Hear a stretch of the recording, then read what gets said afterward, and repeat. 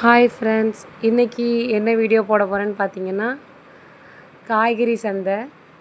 அதாவது எங்கள் வீட்டுக்கு பக்கத்தில் இருக்கக்கூடிய காய்கறி சந்தைக்கு வந்திருக்கோம்.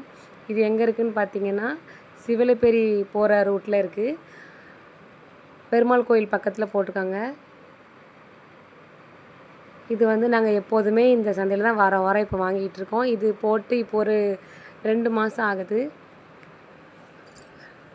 இந்த அக்கா கிட்ட தான் நாங்கள் எப்போதுமே ரெகுலராக காய்கறி வாங்க வருவோம். எங்களுக்கு தேவையான உருளைக்கிழங்கு, கத்திரிக்காய் எல்லாம் வாங்கிட்டு இருக்கோம் இப்போ தான். சாரி ஃப்ரெண்ட்ஸ், எனக்கு தெளிவாக நான் உங்களுக்கு வீடியோ போடல, எனக்கு தெரியும். நான் ஃபஸ்ட் டைம் வீடியோ எடுக்கிறதுனால நான் கொஞ்சம் பயந்து எடுத்துகிட்டு இருந்தேன். ஸோ தப்பாக எடுத்துக்கிடாதீங்க. இனிமேல் நான் கொஞ்சம் நல்லா உங்களுக்கு வீடியோ நல்ல நல்ல வீடியோவாக போடுவேன். பாருங்கள், சப்போர்ட் பண்ணுங்கள், சப்ஸ்கிரைப் பண்ணுங்கள். அப்புறம் எங்களுக்கு வீட்டுக்கு தேவையான பொருட்கள்லாம் கொஞ்சம் கொஞ்சம் வாங்கிட்டு இருந்தோம். பருப்பு, அப்புறம் கடலை, சீனி எல்லாம் வாங்கிட்டு இருந்தோம். அப்புறம் இங்கே டூல்ஸ் ஐட்டம்ஸ்லாம் கூட வச்சுருக்காங்க, எல்லாமே வச்சுருக்காங்க. அப்புறம் வீட்டுக்கு என் பையனுக்கு கொஞ்சம் பழம் வாங்கியிருந்தோம். நிறைய பழம் வச்சுருந்தாங்க. நாங்கள் ஒரு 4 செவ்வாழை பழம் மட்டும் வாங்கியிருந்தோம்.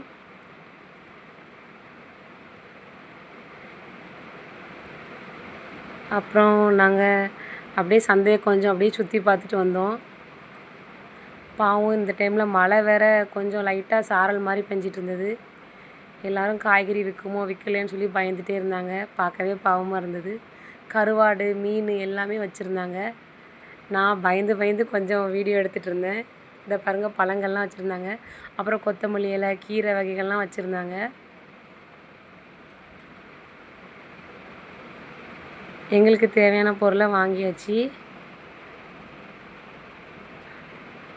இங்கே பாருங்கள், கத்திரிக்காய், தக்காளி எல்லாமே எல்லா விதமான காய்கறியும் வச்சுருந்தாங்க. நாங்கள் கொஞ்சம் தேவைப்பட்டதை மட்டும் வாங்கிக்கிட்டோம்.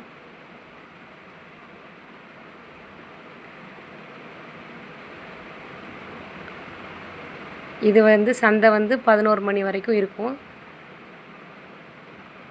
நாங்கள் ஒரு 9 மணிக்கெலாம் போய் எல்லாம் வாங்கியாச்சு.